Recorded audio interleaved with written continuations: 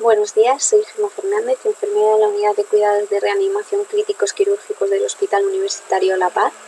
En primer lugar, agradecer mi participación en esta mesa redonda al segundo Congreso de Investigación Clínica Sanitaria.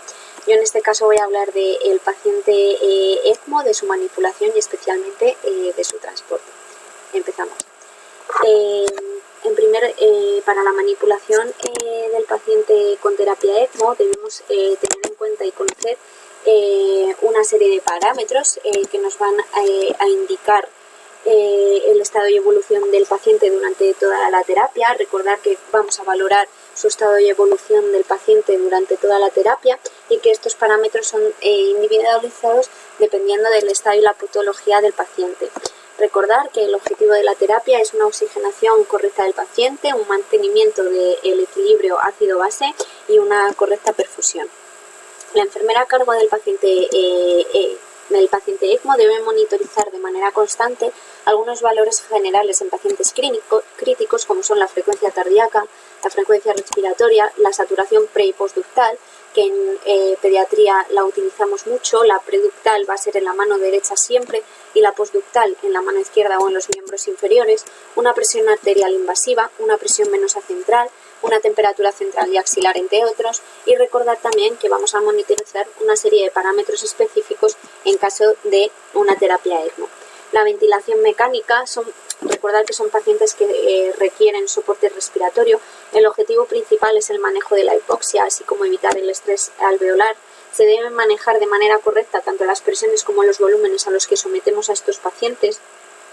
Se busca una PIP óptima alrededor de 10 centímetros de agua, presiones pico bajas alrededor de 20 centímetros de agua, volúmenes corrientes menores de 6 a 7 mililitros kilo, frecuencias respiratorias de entre 10 y 20 respiraciones por minuto y una FiO2 menor de 0,5.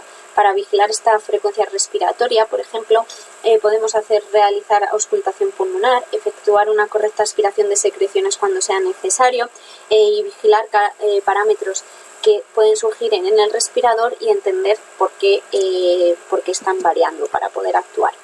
En caso de anticoagulación, estos pacientes están sometidos a una anticoagulación para evitar así la coagulación del circuito ECMO. Se maneja de manera general con heparina sódica en perfusión continua con una dosis de 10 a 20 unidades mililitro kilo hora. Se irá regulando según los resultados del ACT, que es el tiempo de coagulación activado, cuyas muestras, como ya hemos dicho, se harán cada hora y después un poco viendo el estado del paciente. Se mide en segundos y debe estar entre 180 y 200 segundos.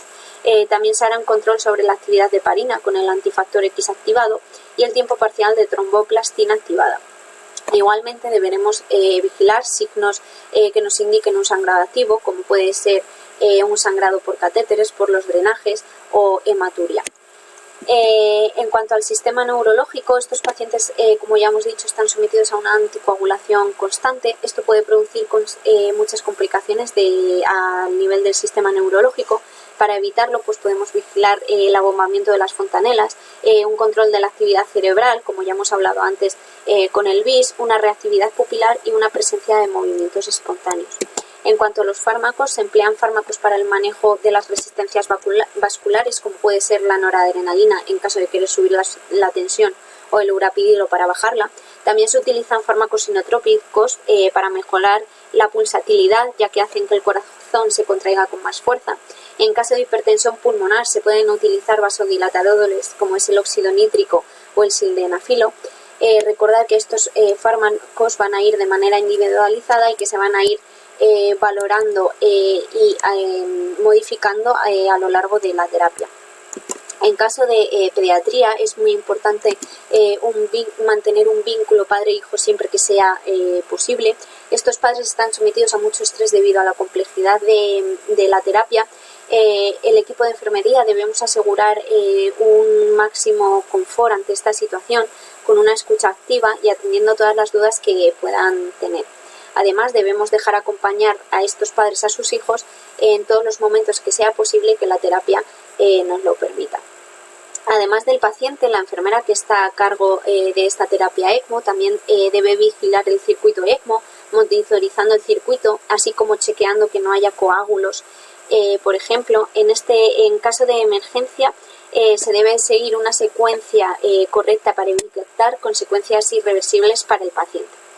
En caso de las complicaciones en ECMO pediátrica, van muy enlazadas con los parámetros que hemos desarrollado en el manejo. Varios estudios describen como principales complicaciones las relacionadas con hemorragias y sangrados. Recordemos que eran pacientes anticoagulados que van a necesitar factores de la coagulación y hemoderivados.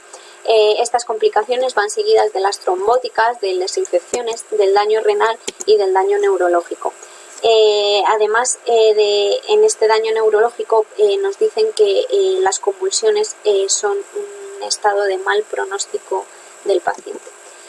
Nunca olvidar que también pueden surgir complicaciones mecánicas derivadas del mal funcionamiento del circuito. Como ya hemos dicho, la terapia ECMO se considera una actuación de rescate en pacientes que sufren situaciones de alta mortalidad y que se prevé que sean reversibles. A veces estos pacientes se encuentran en centros que no disponen de los medios para llevar a cabo esta terapia ECMO. Por ello, y para disminuir su mortalidad siempre que sea posible, se realiza el transporte de estos pacientes a centros de alta complejidad donde existe un equipo especializado y entrenado en esta técnica. Una de las opciones que se desarrolla en España y en la mayoría de países desarrollados es el traslado de un equipo multidisciplinar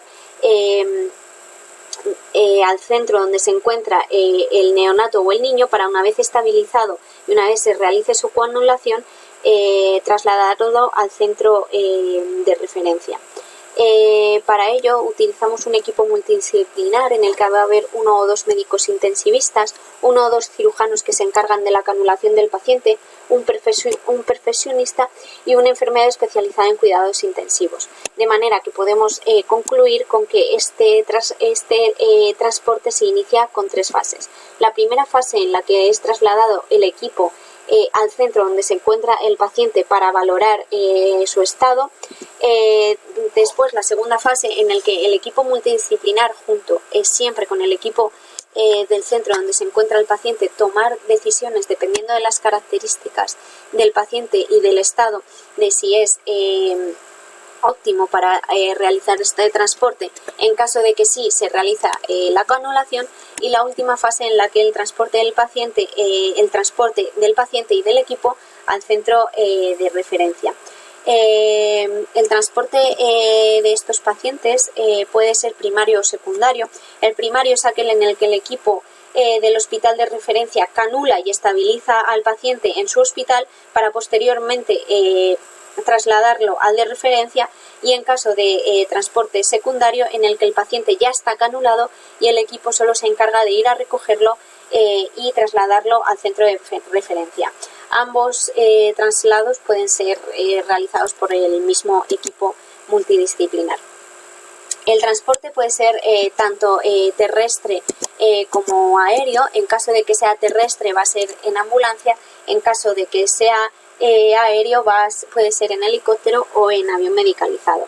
La elección del medio va a depender de muchas variables, como puede ser la distancia entre ambos centros, la orografía del terreno, la meteorología y la disponibilidad de los recursos y medios en ese momento para llevar a cabo esta tecnología avanzada. Actualmente cabe destacar que no existe una unificación sobre las recomendaciones del transporte a elegir.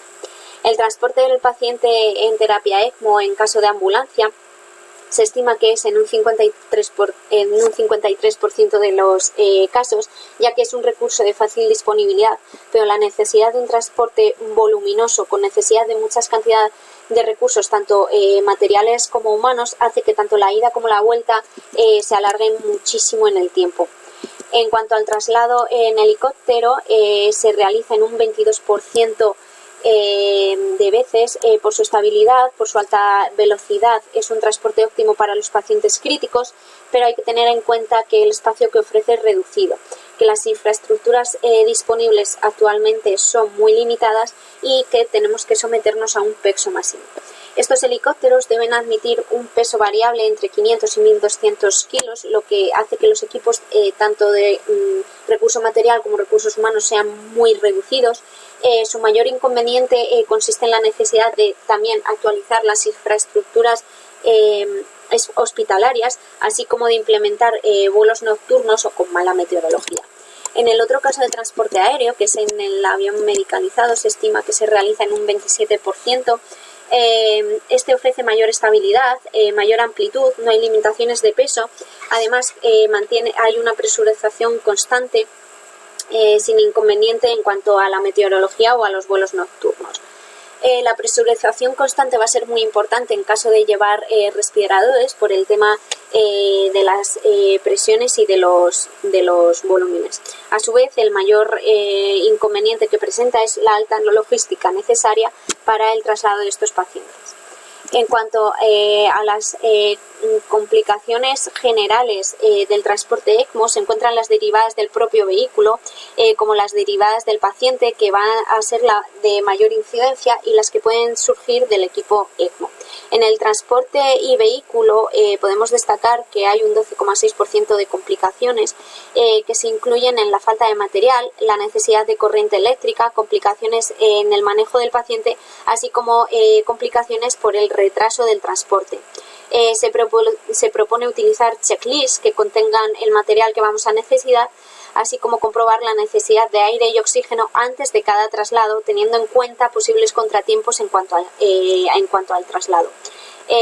También en cuanto al paciente, destacar que las principales complicaciones que van a surgir, que son en un 65%, pueden ser la extubación del paciente, sangrado, inestabilidad hemodinámica, problemas al programar ventilación mecánica, ya que debemos tener en cuenta que el paciente no está quieto, sino que está en movimiento, por lo que los parámetros varían, alteraciones electrolíticas, hipohipertermia, isquemia o problemas con las cánulas.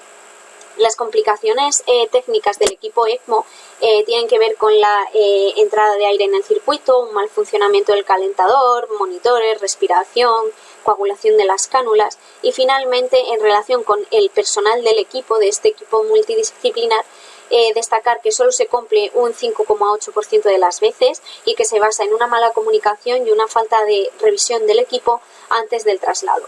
Para finalizar, destacar algunas conclusiones que se pueden desarrollar sobre el transporte de ECMO pediátrica, como que es necesario una unificación entre todos los hospitales del territorio nacional como de sus equipos para reorganizar un transporte ECMO de manera que sea eficaz y posible, realizar protocolos y checklists que sean globales de manera que todos los cuidados y actuación del equipo ECMO ante este transporte sea seguro, óptimo y que en todos sean iguales, que la comunicación entre ambos centros y entre ambos equipos multidisciplinares es esencial para el correcto manejo de la situación, que actualmente existen muy pocos estudios sobre el beneficio o coste-beneficio de la elección del medio de transporte ECMO, lo que dificulta obtener dichos recursos, que es totalmente necesario un equipo altamente cualificado y especializado tanto en terapia ECMO como en el transporte sanitario que asegure la viabilidad y la seguridad del traslado de estos pacientes, y que gracias al transporte ECMO se ha demostrado reducir la mortalidad de pacientes que estaban en centros en los que no tenían tecnología o recursos tanto materiales como humanos necesarios para llevar a cabo esta compleja terapia, y que han podido ser trasladados a centros de referencia en los que se han podido desarrollar dichos cuidados.